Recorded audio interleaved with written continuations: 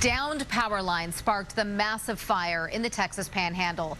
Today, officials with Xcel Energy said its equipment appears to have played a role in igniting the Smokehouse Creek Fire. It is a cause that is similar to what happened 12 years ago with the Bastrop Complex fire. Fox 7 Austin's Rudy Koski joins us from the newsroom with the latest on that. Rudy. Hi, Rebecca. Yeah, a lot of us will remember that the Bastrop Complex fire, which up until now was the largest wildfire to hit the state of Texas, was caused because tree limbs knocked down a power line, sparking that fire. The incident then brought about calls for better right-of-way maintenance programs by utility companies, and a lawsuit filed this week in response to the Smokehouse Creek fire alleges poor maintenance caused the crisis in the Panhandle. Now, the Smokehouse Creek fire started early last week. It has burned more than 1 million acres, destroying more than 500 structures, and is linked to at least 2 deaths. It may also be a contributing factor to the death of the fire chief in Fritch, who died Tuesday morning working an unrelated house fire, but he's been out on the fire line in the Panhandle. In the statement released today by Xcel Energy, a Minnesota-based company, the company disputed claims of negligence in maintaining and operating its infrastructure. Company officials also stated they do not believe that their equipment caused the Windy Deuce fire, which is located northwest of Amarillo. The utilities announcement comes as state officials say the fire is about 74% contained. I spoke to energy analyst Ed Hurst from the University of Houston. He is not surprised that the power line problem that was exposed by the Bastrop Complex fire more than a decade ago is a problem again.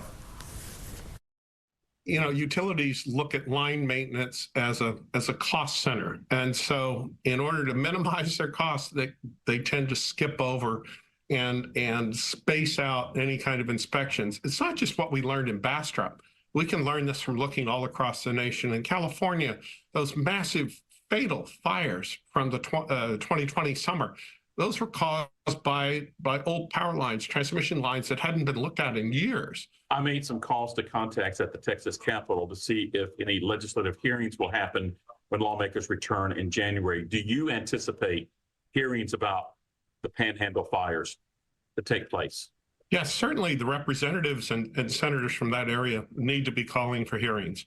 And frankly, everyone around the state needs to. I mean, we know what happened last February in Austin when the trees fell and knocked out Austin during that freeze. I mean, the power was off to most of the city for more than 4 days. Is that the most frustrating thing for you, is that this is avoidable? This is an easy fix? Absolutely, it was avoidable. Just as the ERCOT catastrophe in 2021 was avoidable. We had predicted that years before. I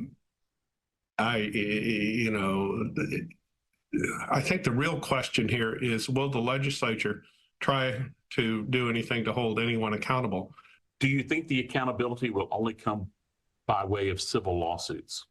Well, I think that's the only way we'll see it. We haven't seen the Texas legislature and the governor stand up and drive for accountability with the Public Utility Commission or ERCOT or anyone in the electricity supply chain.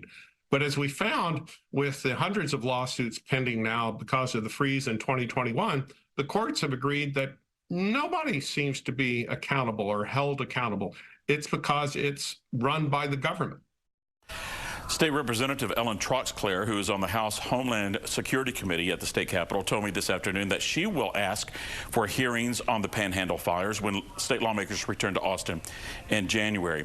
Now, back in 2019, state lawmakers did pass legislation requiring power line inspection reports. The State Public Utility Commission in 2020 started requiring electric service providers to submit annual reports on vertical clearance and safety.